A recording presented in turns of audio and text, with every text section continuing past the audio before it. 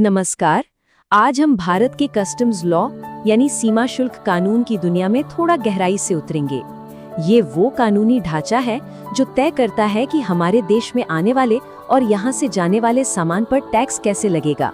हम सब ऑनलाइन कुछ न कुछ ऑर्डर करते ही रहते हैं, कभी कभी विदेशों से भी।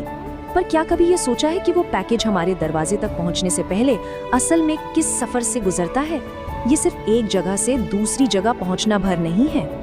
दरअसल ये पूरी की पूरी प्रक्रिया एक बहुत ही अहम कानून के तहत होती है और वो है कस्टम्स एक्ट ऑफ 1962। यही वो कानून है जो भारत में इंपोर्ट और एक्सपोर्ट से जुड़े सारे नियम तय करता है। इसे ऐसे समझिए, मान लीजिए एक जहाज अमेरिका से चला, भारत के पोर्ट पर पहुंचा, वहां कुछ सामान उतारा और फिर आगे निकल गया। इस पूरे प्रोसेस में हर एक कदम पर कस्टम्स कानून की नजर होती है। तो चलिए सबसे पहले एक बुनियादी सवाल को समझते हैं। जब हम कहते हैं कि कोई सामान भारत में लाया गया, तो इसका कानूनी मतलब क्या है? भारत की सीमा सिर्फ जमीन तक ही तो सीमित नहीं है। अब जरा इस डायग्राम को देखिए। इससे पता चलता है कि भारत की समुद्री सीमा असल में कई लेयर्स में बटी हुई है। देखिए, तट के सबसे पास है टेरिटोरियल वाटर्स और उसके बाद आता है एक्सक्लूसिव इकोनॉमिक जोन। कानून की नजर में हर जोन का एक खास मतलब है। चलिए इसे जरा और समझते हैं।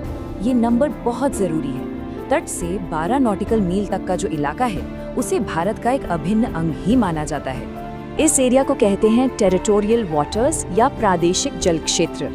इसका मतलब ये हुआ कि इस 12 मील की सीमा के अंदर भारत के सभी कानून ठीक वैसे ही लागू होते हैं जैसे जमीन पर।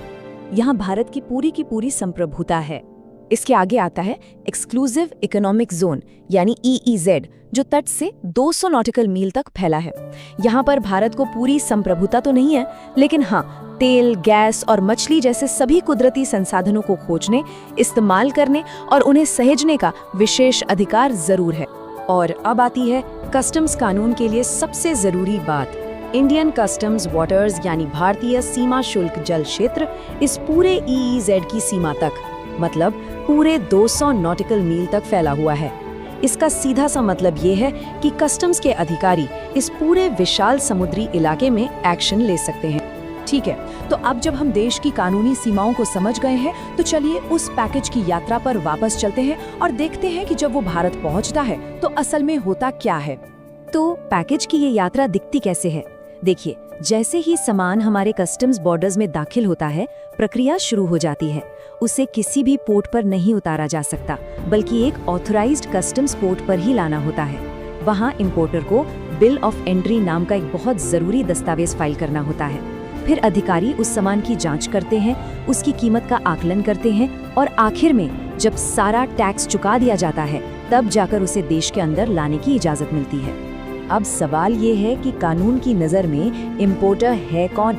देखिए, ये सिर्फ वो इंसान नहीं है जिसने सामान ऑर्डर किया है, बल्कि कोई भी मालिक या एजेंट जो सामान को छुड़वाने का काम कर रहा है, उसे भी इंपोर्टर ही माना जाएगा।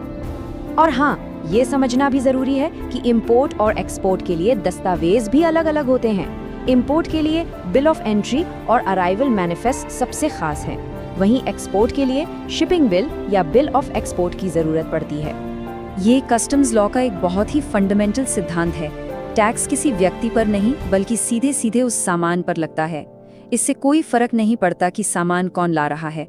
अगर सामान टैक्सेबल है तो उस पर ड्यूटी तो देनी ही होगी। लेकिन तब क्या होता है जब सब कुछ प्लान के मुताबिक ना हो? सोचिए, अगर कोई पैकेज खो जाए, चोरी हो जाए या टूट फूट जाए तो? चलिए आगे बढ़ते हैं और देखते हैं कि कानून ऐसी सिचुएशन को कैसे हैंडल करता है। कानून दो चीजों में फर्क करता है, पिल्फरेज यानी छोटी मोटी चोरी और लॉस यानी सामान का पूरी तरह से खो जाना।